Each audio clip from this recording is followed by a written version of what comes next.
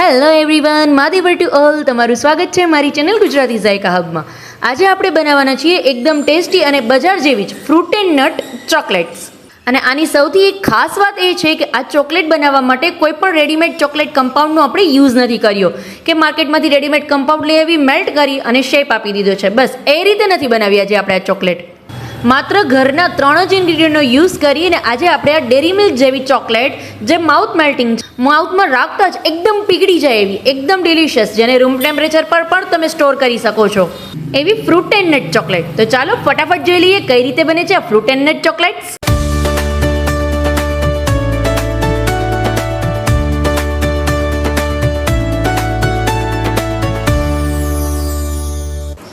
આજે આપણે fruit and nut chocolate બનાવશું. તો એના માટે હું સૌથી પહેલા 1 કટોરી જેટલી ખાંડ લઉં છું, આખી ખાંડ લઉં છું. મેઝરમેન્ટને છે એ ખાસ ધ્યાન રાખજો, પરફેક્ટ એ જ મેઝરમેન્ટથી બનાવજો, એટલે તમારી ચોકલેટ છે એ તમે રૂમ ટેમ્પરેચર પર રાખશો તો પણ એવી ને એવી જ સરસ રહેશે. સામે એક કટોરી જેટલું હું પાણી એડ કરું છું. જેટલી હું ખાંડ લઉં છું એટલું જ હું પાણી એડ કરું છું. હવે આ ખાંડને છે પ્રોપર આપણે એકદમ સરસ મેલ્ટ કરી લેશું અને એની ચાસણી બનાવવાની છે. હવે તમે જ્યારે ઘણી વખત શું થશે, તમે ચોકલેટ ઘરે ટ્રાય કરી હશે, બટ કઈ રીતે? કમ્પાઉન્ડમાંથી.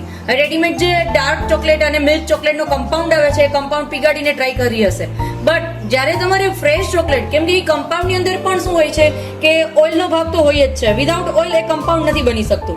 તો હવે ઓઇલનો ભાગ તમારે ટૂંકમાં બહારની ફ્રોઝન એવી ચોકલેટ તમારે મેલ્ટ કરી અને પછી તમારે ચોકલેટ બનાવી, એના કરતા બેટર વે છે કે ઘરના જ બધા ફ્રેશ ઇન્ગ્રીડિયન્ટનો યુઝ કરીને ફ્રેશ ચોકલેટ બનાવીએ.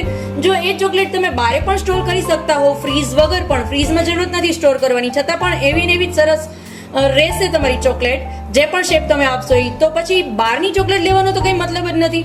તો આજે એના માટે જ તમને હું આ વિડીયો લાસ્ટ સુધી જોજો, વચ્ચેથી બિલકુલ સ્કીપ ન કરશો, એક પણ સ્ટેપ મિસ ન થઈ જાય એનું ખાસ ધ્યાન રાખજો, એટલે પ્રોપર તમારી ચોકલેટ બનીને રેડી થશે. હવે જ્યારે આપણે હેલ્ધી વેની વાત કરીએ છીએ તો તમારી સાથે હું શેર કરું કે હેલ્ધી ઘરની ચોકલેટ કેક, ચોકલેટ બ્રાઉની જો તમારે ઇઝીલી તમે ઘરે બનાવી શકતા હો, ઓવન નથી તો ઓવન વગર ઢોકળિયાની અંદર પણ તમે ઇઝીલી સ્ટીમ કરી શકશો. જે રીતે આપણે ઢોકળા સ્ટીમ કરીએ છીએ, નીચે બ્લેઝમાં પાણી રાખીને, નહીં રેતી કે નહીં મીઠું, કોઈ વસ્તુ નહીં, પાણી રાખીને ઇઝીલી તમે ઢોકળિયાની અંદર પણ તમારી ચોકલેટ બ્રાઉની છે સ્ટીમ કરી શકશો, જેની અંદર નથી મેંદાનો યુઝ કરેલો, નથી શુગરનો યુઝ કરેલો, નથી રેડીમેડ ચોકલેટનો યુઝ કરેલો, કે નથી રેડીમેડ જે બિસ્કિટ આવે છે ઇન્સ્ટન્ટ જેમાંથી તમે બ્રાઉની બની શકો એનો પણ યુઝ નથી કરેલો. ટોટલી હેલ્ધી વર્ઝન બ્રાઉની છે. તો એ વિડીયો જરૂરથી વોચ આઉટ કરજો, એટલે તમારા બાળકોને જ્યારે પણ કેકનું અથવા બ્રાઉનીનું ક્રેવિંગ થાય છે, સ્વીટ ખાવાનું ક્રેવિંગ થાય છે, તો ઘરનું જ ફ્રેશ ઇન્સ્ટન્ટ બની જતું ઓનલી 7 થી 8 જ મિનિટની અંદર ઓવનની અંદર રેડી થઈ જશે. અને જો તમે ઢોકળીની અંદર સ્ટીમ કરો છો તો 15 થી 20 મિનિટની અંદર સ્ટીમ થઈને રેડી થઈ જશે. તો જરૂરથી ટ્રાય કરજો હેલ્ધીએસ્ટ ચોકલેટ બ્રાઉની.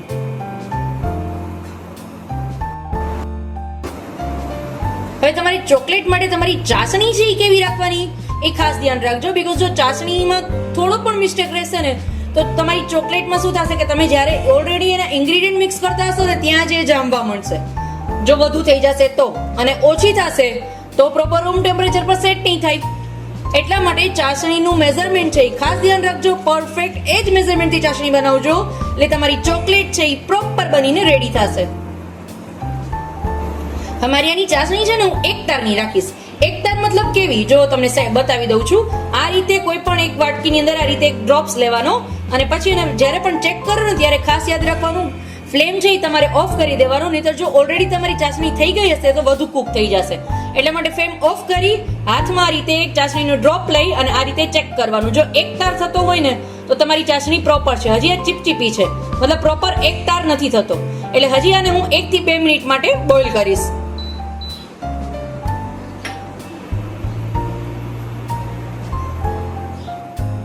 હવે ફ્રૂટ એન્ડ નટ ચોકલેટ છે તો એના માટે આપણે થોડા રફલી પહેલા કાજુને ચોપ કરી લેશું.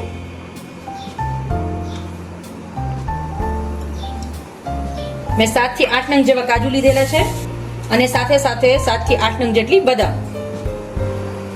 2 થી 3 નંગ અખરોટ અને થોડી એમથી એવી કિશમિશ. તમને જે પ્રમાણે ટેસ્ટ પસંદ હોય એ પ્રમાણે ડ્રાયફ્રૂટનું પ્રમાણ વધારે અથવા ઓછું લઈ શકો છો. એને હું રફલી ચોપ કરી લઈશ.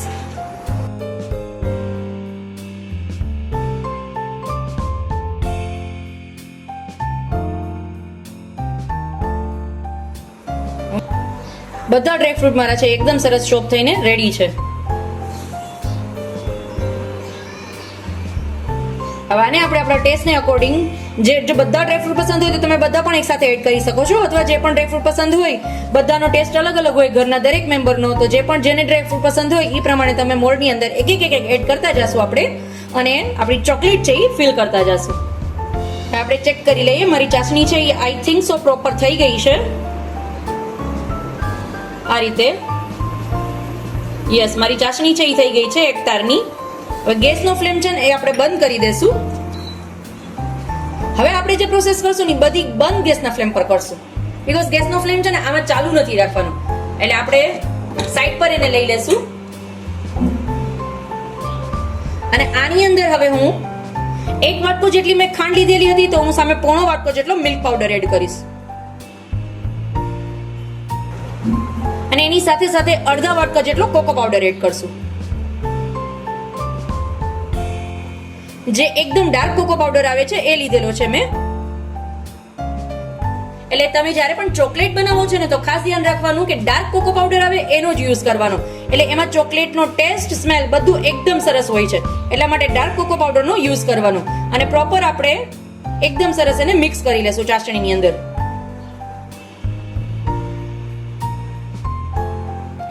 એક પણ લમ્સ ના રહે એ રીતે પ્રોપર આપણે એને મિક્સ કરી લેશું. હવે ઘણી વખત ચોકલેટમાં શું થતું હોય છે કે જો તમારી પાસે આ રીતનું સ્પિટચ્યુલા નથી તો તમે છે તો તમારે શું કરવાનું, આ જે ડ્રાય ઇન્ગ્રેડિયન્ટ છે ને એને ચાળીને લેવાના, એટલે આનો એક પણ ગઠ્ઠો ન રહી જાય આની અંદર. અને જો તમારી પાસે આ રીતનું સ્પિટચ્યુલા છે તો તમે ગાયડા વગર પણ મારી જેમ ડાયરેક્ટ પણ યુઝ કરી શકશો, બીકોઝ એની અંદર શું થશે, આ જે છે એ રબરનો હોય છે એની, એટલે તમે એને પ્રેસ કરશો ને હલકા હાથે એટલે બધા જેટલા પણ ક્રિસ્ટલ્સ હશે ને એ બધા એકદમ સરસ મિક્સ થઈ જશે. એક પણ ક્રિસ્ટલ આની અંદર નહીં રહે. એટલે ગાડીને પછી ચમચીની મદદથી સેમ એક જ ડાયરેક્શનમાં રીતે રોટેટ કરશો એટલે તમારું પ્રોપર બધું મિક્સ થઈ જશે. જો તમે મારી ચોકલેટ છે એ પ્રોપર એકદમ સરસ મિક્સ થઈને રેડી છે. આમાં ક્યાંય પણ એક પણ જાતના લમ્સ નથી, એકદમ પ્રોપર છે એ મિક્સ થઈ ગઈ છે.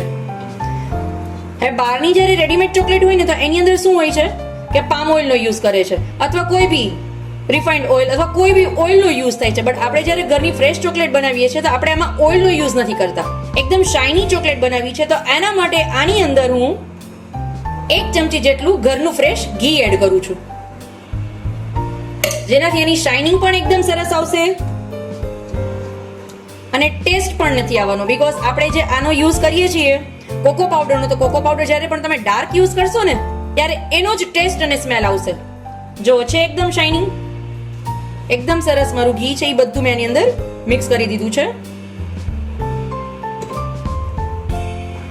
હવે આ રીતે એક ટ્રે લઈ અને એની અંદર મારા હું 2 મોલ્ડ રાખી દઈશ. અને મોલ્ડમાં સૌથી પહેલા આપણે ડ્રાયફ્રૂટ અટેચ કરશું. ડ્રાયફ્રૂટ હું એડ કરું છું. તમને જે પણ ડ્રાયફ્રૂટ પસંદ હોય એ પ્રમાણે તમે ડ્રાયફ્રૂટ એડ કરી શકો છો. અને તમારે પ્લેન બનાવી છે તો તમે પ્લેન પણ બનાવી શકો છો વિધાઉટ ડ્રાયફ્રૂટ પણ.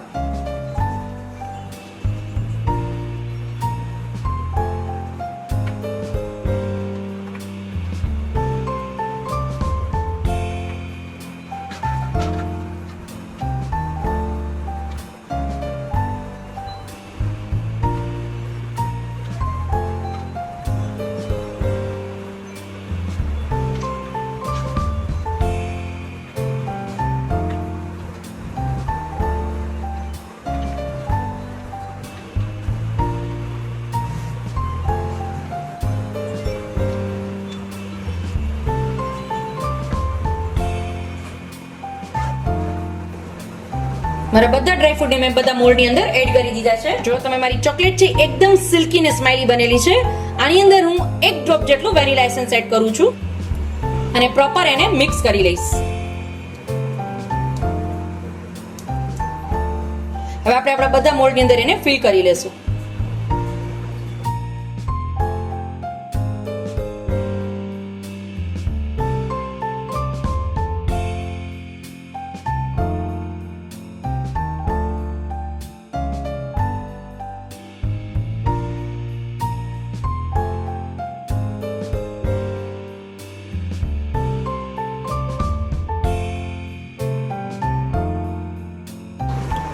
જો તમે મેં મારા બંને મોલ્ચી ચોકલેટથી એકદમ સરસ ફિલ કરી લીધા છે.